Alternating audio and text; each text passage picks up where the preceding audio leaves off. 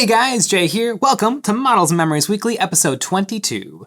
Models and Memories is a show about nothing and it is filmed in front of a live studio audience. And stay tuned all the way till the end to see a montage of painted minis courtesy of the EOB Complete community. This is a show where I talk about my painting, modeling, and wargaming experiences from the week, and I end every episode with a story. Now you might think to yourself, Jay, you put out 3 YouTube videos a week and you live stream every single night. How? Could you possibly have more to say? Well, I do, and here goes. This week, Games Workshop showed off an article to promote their subscription service, Imperium Magazine, going live for the UK.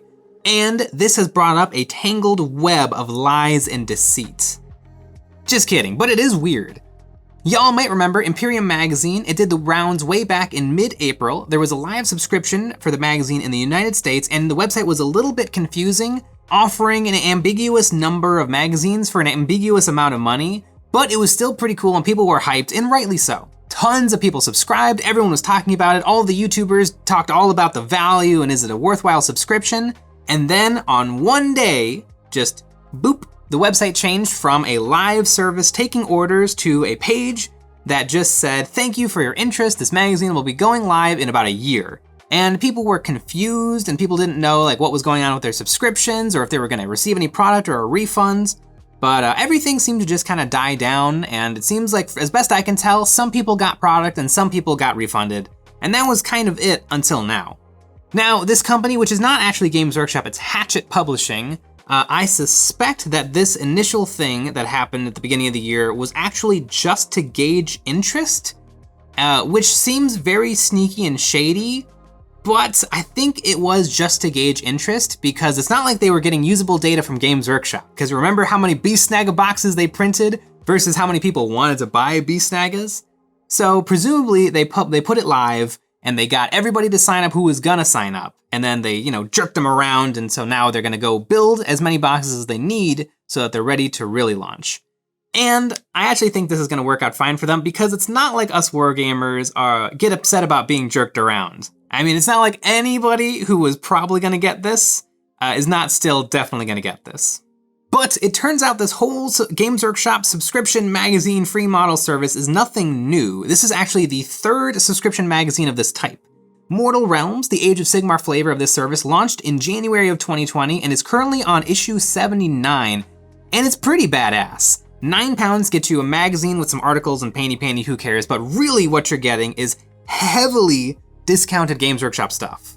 For the Age of Sigmar deal called Mortal Realms, you would get Stormcast, Night Haunt, or some terrain, and it was really, really good. But this new Imperium magazine is not the first time we're seeing 40k products in this style. There actually is already a magazine called Conquest, and it released about the same time as Mortal Realms, and it's on issue 80, and it's actually really, really cool. The coolest part about Conquest and Mortal Realms is even if you didn't subscribe for the year or get everything issue by issue, everything is still available from the website. So you can go if you're in the UK or France or some of the other countries that it ships to. And basically what it means is that there's a web store where you can buy 40k and Age of Sigmar models for a crazy, crazy undervalued price.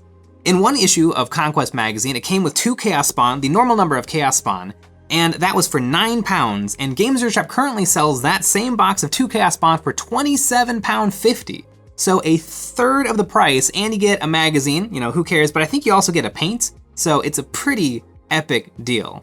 So currently, Imperium Magazine is coming out soon for the UK, and this version of it is gonna be different from Conquest. Conquest was Primaris Marines versus Plague Marines. This new box is going to be mostly Primaris with a little bit of Sisters of Battle and Adeptus Mechanicus versus Necrons, and it looks like it's gonna be pretty sweet.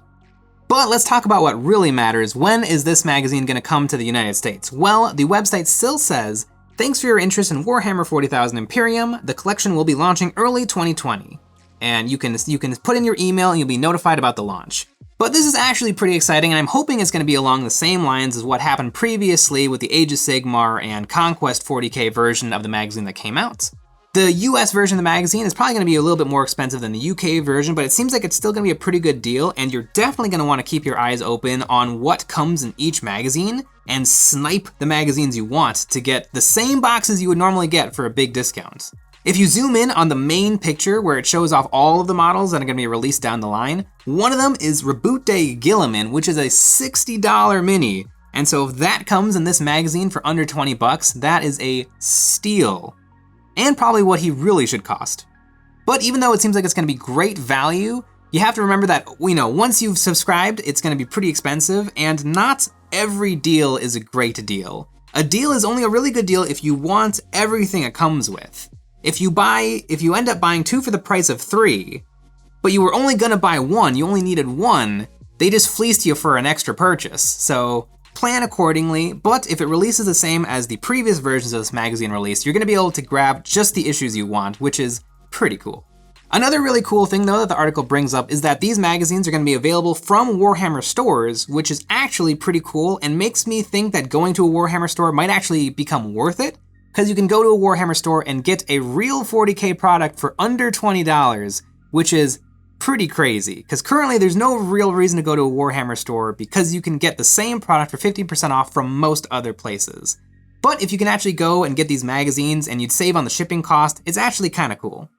But that is Imperium Magazine. I think we can be pretty confident in saying that it is really coming out because it's been shown off on Warhammer Community, and it looks like it might be a pretty cool thing. But speaking of cool things, I got this box of Stormtrooper expansions and I painted all 4 of them up. I got this box, brought it home, and painted all 4 of them up on the same day, and it was pretty cool. I played my first game of Star Wars Legion, and it seems like a really fun, tight game. The rules seem really crisp, and I don't know if it's just because it's such a younger game than 40K or what I'm used to, or it's that Fantasy Flight really knows how to make games because they've had so much experience from like Marvel Crisis Protocol and the X-Wing and Armada games, but this game seems really, really cool. What's great is I have experience with 40K, and now I have experience with this game, and so I can compare. And usually when you compare things, it means like one thing is gonna get shafted because you're like, ooh, this is so much better than that. But here I go. One of the things I really love about Star Wars Legion is in terms of your squad, only one model in the squad matters, and that's the leader. And when you measure from that leader. And so you measure once and you move one model, and then everyone else just moves into coherency. And so it just speeds up the game just a little bit, but it really does help. And then one thing that the game does brilliantly is, I think, guns. I've been feeling like 40K is a little bit too chocked full of guns. I mean, if you're thinking about a regular tactical marine, if you bring 10 tactical marines, that 10th guy can bring a plasma gun, a melta gun, a flamer, a grav gun, a bolt pistol, a plasma blaster, a heavy bolter, a storm bolter, a multi-melta, or and I think you can even bring combi gravs and combi plasmas and combi flamers and combi boltas and combi meltas. And none of the guns are that different. The flamers do a different thing, which is cool. The las cannon does a different thing, which is pretty cool. Everything else is just a tiny, tiny bit better than a regular bolter. But the way Legion handles it, it seems a lot more scalable, because Legion, it doesn't have unique guns. You don't have to worry that like this is an E17, but this is an E-Web, and this is a Han Solo pistol. It doesn't matter. The only thing that matters is the gun a bad gun, normal gun, or good gun?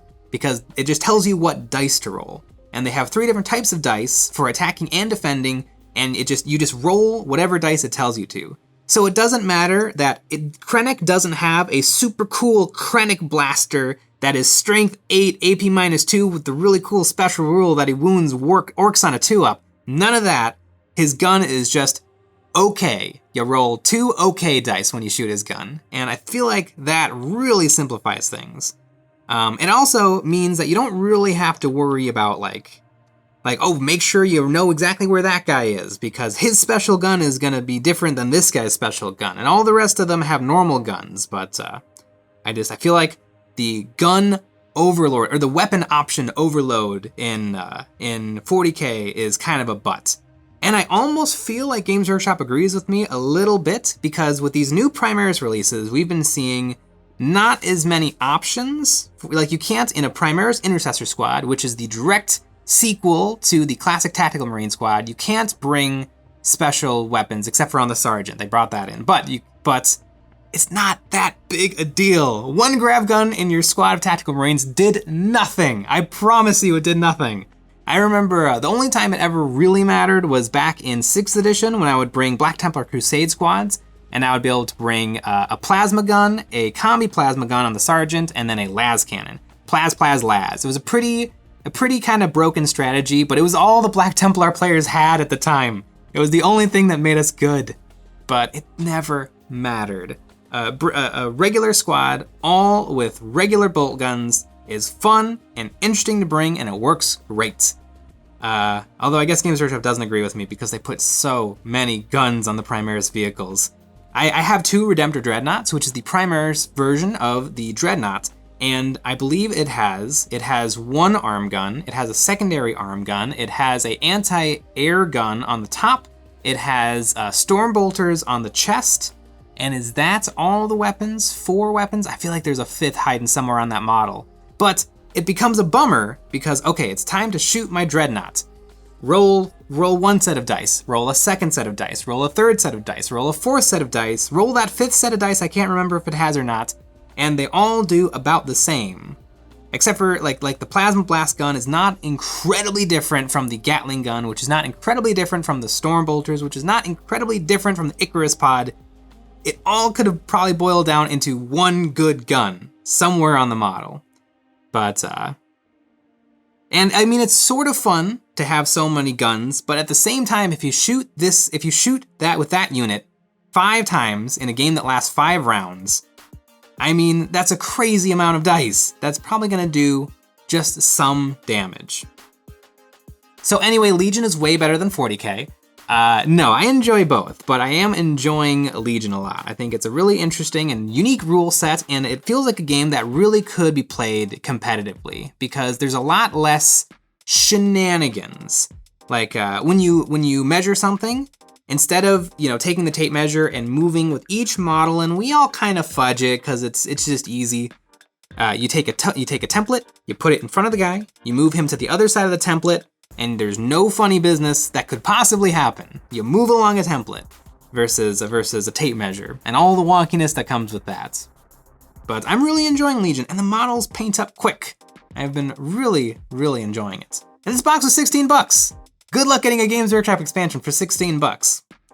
I'm talking up Legion a lot, but I still love 40k, and I know you guys do too, and the channel will remain mostly Games Workshop content, and if you want more Games Workshop content, the best way to support us making more Games Workshop content is to support us over on Patreon. Over there, you'll gain access to some behind the scenes, voting on what models I paint live on YouTube, a live hobby hangout every week, and more. But that'll transition us to the memories portion of Models and Memories Weekly. I end every episode with a story about something, a model, or something that I've owned that has very strong memories attached to it, and this week, I want to talk about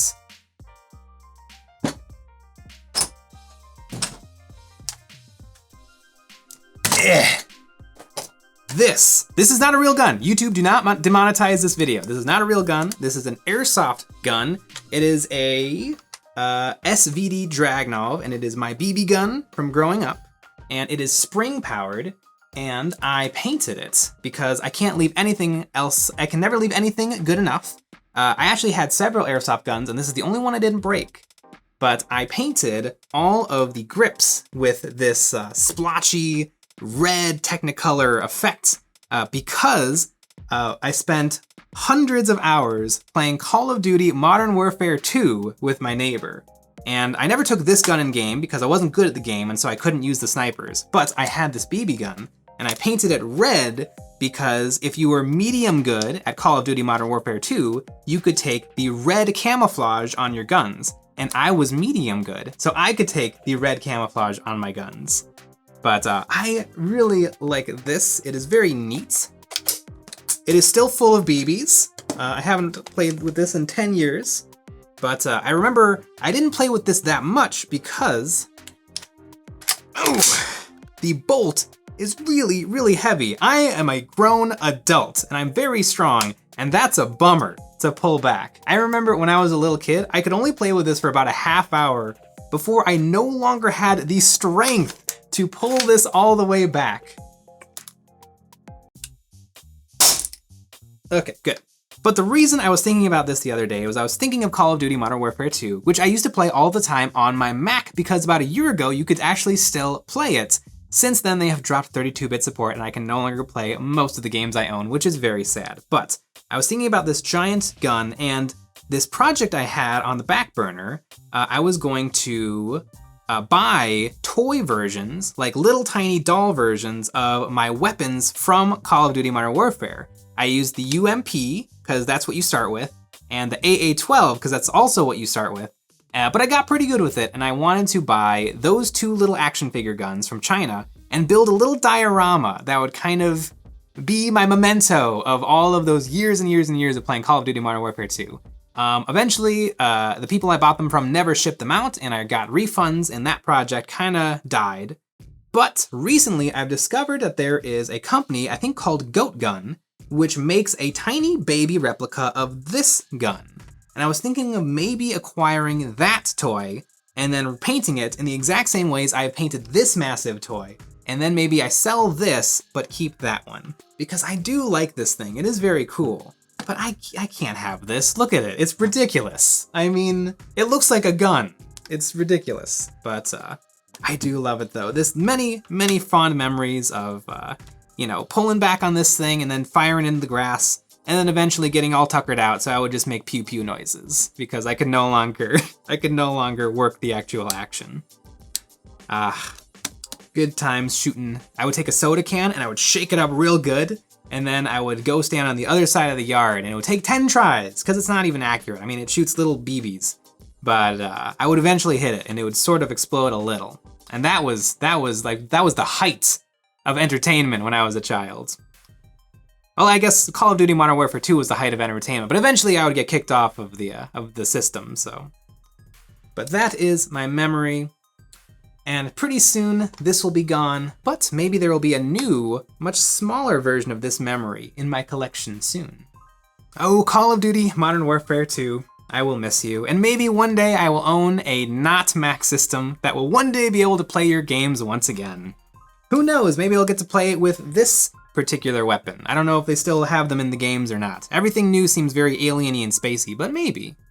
But that is my memory for this week, my ridiculous airsoft gun, and my memories of playing lots and lots of Call of Duty Modern Warfare 2. That brings this episode to a close, and now it's time for the real star of the show, this week's EOB Complete submissions. We put out a challenge to our community to send us before and after photos of their recently finished models to be immortalized in our videos. If you want to join in the fun, you can submit a before and after photo of your painted mini to our Discord server, which you can find in the description below, or you can post it to Instagram with the hashtag EOBComplete.